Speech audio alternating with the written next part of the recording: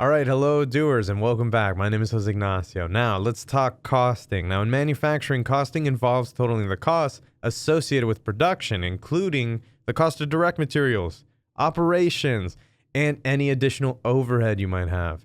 Now, in the next couple videos, we'll cover how each of these work and what Odoo has to offer when it comes to them and how to configure them. Now, inside of Odoo, there are three primary costing methods: standard price, average cost or AVCO, and first in, first out, which is fun to say, at FIFO. Now, following the standard price method, the product cost is defined strictly by what the product form says. Now, with the average cost method, Odoo averages the values of the products in stock, which is particularly useful if components are sourced from multiple vendors or they're bought at different prices. Now, the FIFO costing method uses the cost of the earliest manufactured product in stock as the product cost. And then once that product is removed from the stock, the next earliest manufactured product will determine the product cost. Now, enough chit chat. Let's hop into our database and see these in action.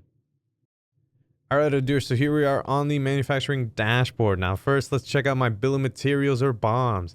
Now, today I'll be manufacturing a table. So let's go up here to our products, bill of materials, table, and we're there. Now, to build my table, I'll be using 4 table legs and 1 tabletop. Now, if we select the table legs internal link with this little arrow right there, you'll notice something. We can see that the table leg has an associated cost of $5 on the product template. Now, if we select the actual tabletop, you'll notice something similarly. It has a $10 cost over here. Perfect. Now we know what we're working with in terms of cost. All right. Now back on over here, when we go to the operations tab, we can actually see that it's going to be at the work center assembly line 1. Now to view the actual details, we're going to select the actual work center by selecting assembly line 1, and you'll get a bit of information here, including the worksheet and some other info. Now if we want to actually directly see information about assembly line 1, we just click on this little internal link. And there we have it. Now you'll notice that the cost per hour for assembly line 1 is defined right over here. And that's pretty useful. In our case, since the table assembly is scheduled on the BOM to take 1 hour to complete, the operation will cost us $50 because basic math, easy enough.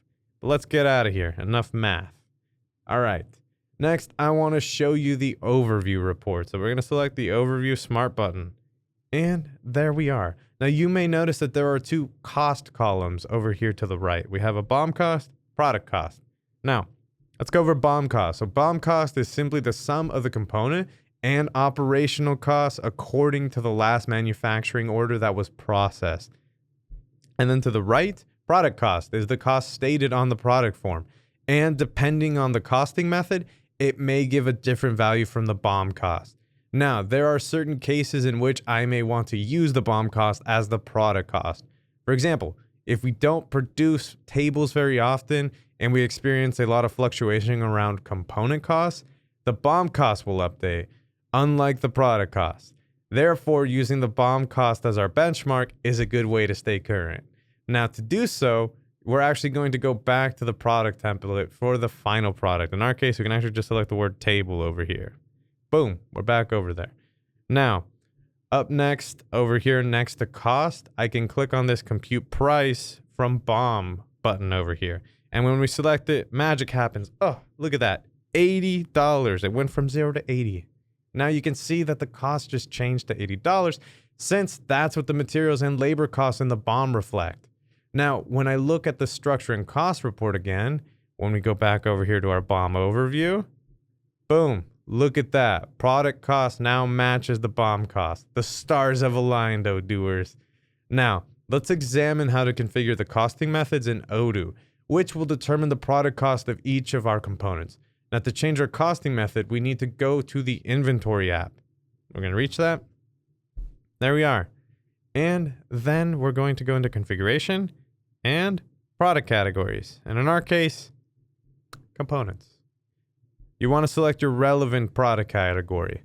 Now here, you can view all of the products in this category by selecting up here where we have this listed. And you'll notice in our case, we have table legs and tabletops. but we're going to go back over here. Now, as you'll notice over here, looking at the product category, I've established the costing method as standard price. Now you can change the costing method by selecting from a drop-down. You can change it to FIFO, although it'll give you a warning and a few other things, because thankfully it'll give you a lot of warnings. We're going to discard that real quick. All right. Now, you'll notice that if we go back over here to product categories, each product category can have its own costing method associated with it. As you saw, I changed components, and you can change a lot of other ones over here. Now, for example, let's assume that a simple manufacturing process, the components and the final products will share the same costing method. So in our case, let's select finished goods. And you'll notice also standard price right there. Now, it should be noted that if you want to change the costing method of an individual product, you'll either have to change the category it belongs to, or you'll have to change the costing method on the existing product category. Now, to change the product category on the product template, I'll jump on over to it and select it so that I could show you that. So let's go up here to products. We're going to select products again. Let's select table legs. And if you look over here, there it is right there, Odooers. It also has a little internal link that you could jump to, but here's where you change the product category. Now, there you have it, Odooers. Now we know how to find the structure and cost report from a bill of materials and how to change the costing method through product categories in the inventory app. For more in-depth information on how each of these work, be sure to check out the following costing tutorials when they pop up. Now, I say this because you'll know it'll cost you a little bit of your time. So, that's it for now. I'll see you next time, Odooers. Go grab a snack.